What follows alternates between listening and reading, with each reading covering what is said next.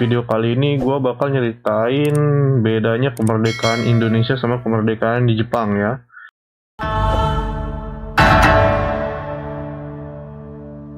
Kaisar Jimmu adalah orang yang membentuk dan mendeklarasikan lahirnya negara Jepang pada tahun 11 Februari 660 sebelum Masehi dan sekaligus menjadikan dia sebagai kaisar pertama negara Jepang. Nah, dalam mitologi Jepang, Kaisar Jimmu merupakan keturunan dari Dewi Matahari Amaterasu melalui cucunya yang bernama Ninigi, serta keturunan dari Dewa Bada yaitu Susanoo. Nih, yang gak tahu tentang Amaterasu dan Susanoo bisa dilihat ya di video di atas, oke? Lalu, Kaisar Jimmu melancarkan ekspedisi militer dari Hyuga dan merebut wilayah Yamato dan menetapkan ini sebagai pusat kekuasaannya. Lalu Kaisar Jimmu ini katanya terkenal memiliki postur yang sangat besar dan diprediksi memiliki tinggi sekitar 3 meter. Tinggi banget ya, 3 meter. Kalau zaman sekarang udah kepake jadi pemain basket kayaknya ya. Ia pun terkenal pandai dalam hal memanah nih katanya. Nah, konon dalam medan pertempuran, Kaisar Jimmu dapat memanah dari jarak ribuan kilometer. Kalau dari jarak ribuan kilometer berarti dari Jepang sampai ke Indonesia juga bisa sampai anak panahnya ya. Gila. Nah, Kaisar Jimmu juga memerintah dari tahun 660 sebelum Masehi sampai 585 sebelum Masehi. Dan ia pun diberi gelar Tenno atau penguasa surgawi pada pertama kalinya dalam sejarah Jepang ya. Tenno itu kaisar ya, kaisar yang kedudukannya paling tinggi di Jepang. Jadi bisa dibilang tuh kedudukannya itu sama kayak Tuhan katanya ya. Aduh, ada aja ya.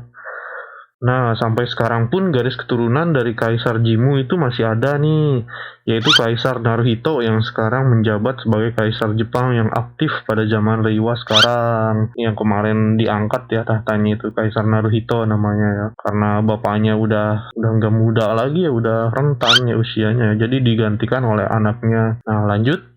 Kaisar Jimmu terkenal sangat bijaksana dan mencintai pengikutnya. Dia rela mempertahankan apapun demi pengikutnya.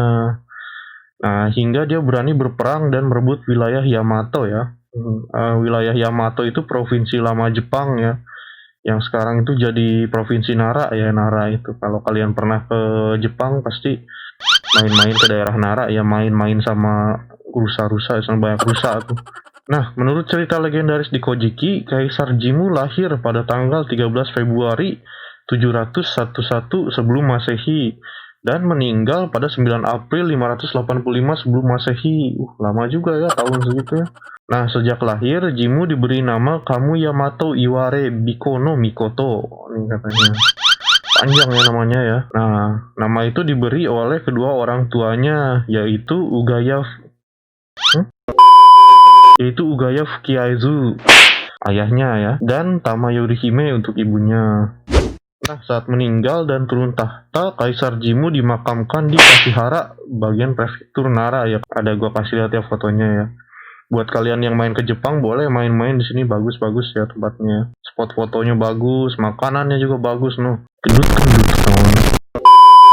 Nah, walaupun hingga saat ini tanggal 11 Februari nih ya, tapi nih ya, rakyat Jepang itu tidak terlalu menghiraukan hari tersebut. Mereka masih lebih bertanggung jawab atas pekerjaan dan kesibukannya mereka.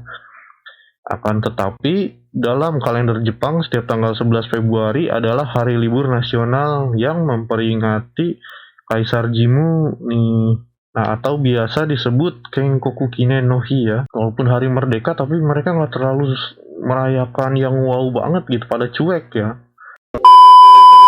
Nah, beda halnya dengan negara kita nih, Indonesia nih. Setiap tanggal 17 Agustus kan, kita selalu ngerayain kemerdekaan dengan penuh semangat, patriotisme, dan dari Sabang sampai Merauke ya. Nah, nggak ada hal lagi yang lebih penting dari hari apapun di mana para pahlawan negeri kita dari berbagai macam golongan ini memperjuangkan kemerdekaan yang diidam-idamkan setiap bangsa dan negara. Nah, maka dari itu 17 Agustus kita merdeka, tetap semangat, kemerdekaan milik kita semua ya. Tetap ya, warga Indonesia itu tetap bangga dengan negara kita Indonesia.